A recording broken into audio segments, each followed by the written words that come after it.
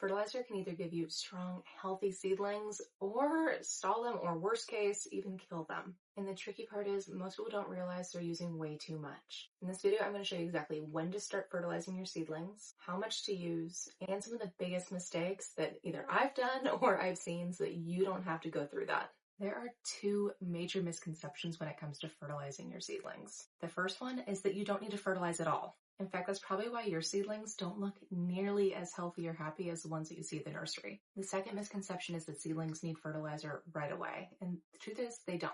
When a seed first sprouts, it has everything it needs. All of the energy that it needs to grow is stored inside that seed. So even though most seed starting mixes don't include any nutrients, your plant already has what it needs for those first few days. The main takeaway is you want to wait to start fertilizing until those seedlings have their first set of true leaves at minimum. These are my marigold seeds that I just planted, and just a couple cells have sprouted. I want to show you the difference between something called a cotyledon and a true leaf. Those little guys are called cotyledons, and they're your seed leaves, but they're not actually real leaves yet. Whereas these guys are my bells of Ireland, and they've been up for about a week and a half. So these are actually true leaves, and you can kind of tell the difference because unlike this kind of generic looking shape, these are going to look like the actual leaves on the plant that you would expect. Here's another example of one we're all familiar with. This is the tomato, and these guys also have their first set of true leaves. You can tell, that looks like what a tomato leaf is going to look like growing up. So when my marigolds are not ready to fertilize by any means, my tomatoes and my bells of Ireland are. Once your seedlings have reached this stage, this is where people can start to go wrong. Because more fertilizer, especially with seedlings, is not better. Seedlings are really sensitive, and a strong fertilizer could chemically burn the roots at this stage. You're going to want to choose a gentle fertilizer. I tend to go organic, and even then you're going to dilute it heavily. I like to use a fish fertilizer, again, really mild and gentle, but as gentle as this guy is, I still dilute it to quarter strength. So right now this one says 2 tablespoons per gallon of water. And that's the dose for most annuals and vegetables. I'm going to cut that in a quarter, and I'm only going to go in with a half tablespoon for a whole gallon of water. And just a heads up, fish fertilizer is very stinky. I like to pour this into a container that's not my watering can at first, just so I can kind of pour some water in, get it stirred up really well, and get it more evenly distributed.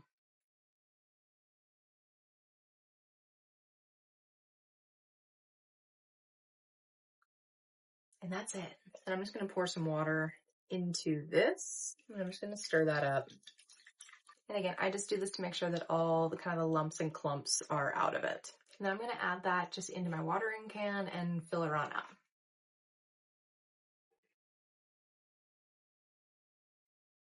I like to bottom water if I can help it. I don't like to disturb the soil surface as much as I can. I don't want to dislodge any seedlings. And I find that keeping that surface a little bit drier can help prevent damping off and just algae development problems in general.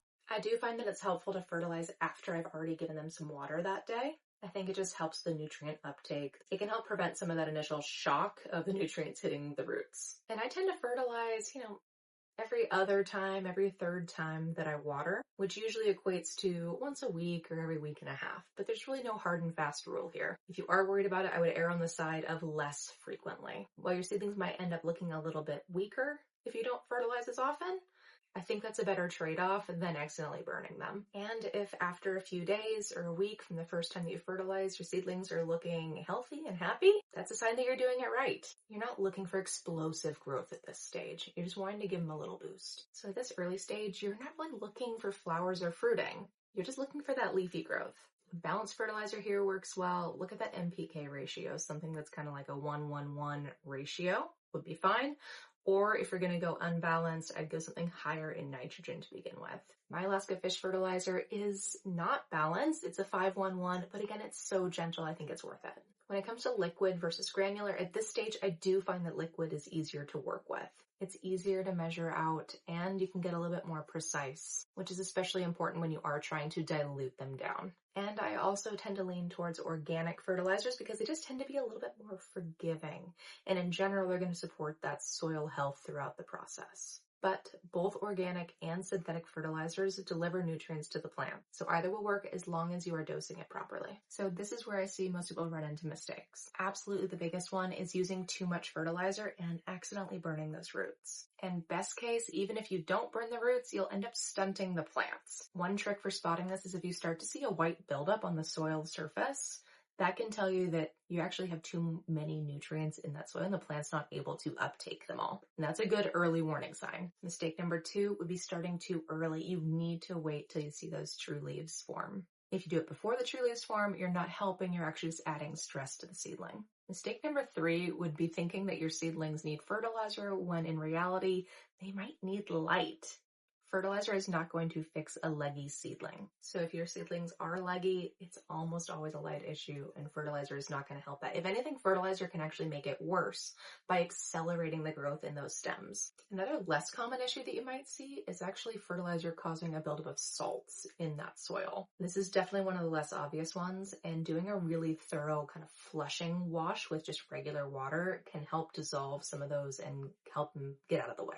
But also just up-potting your seedlings when they're ready, giving them some fresh soil to work with will help here. When you are fertilizing correctly, your seedlings should look healthy and strong. Not overly dark green, not super fast growth, just consistent, strong development. That's what you're looking for. And that's what you want to see before transplanting out. And if fertilizer is still confusing, I do have a full series on it in my shorts, where I help break it down in easy bite-sized pieces to help make that science feel more approachable. And if you ever struggle with seedlings or fertilizer, let me know in the comments. Either me or maybe someone else in the community can help figure it out. Thanks for watching.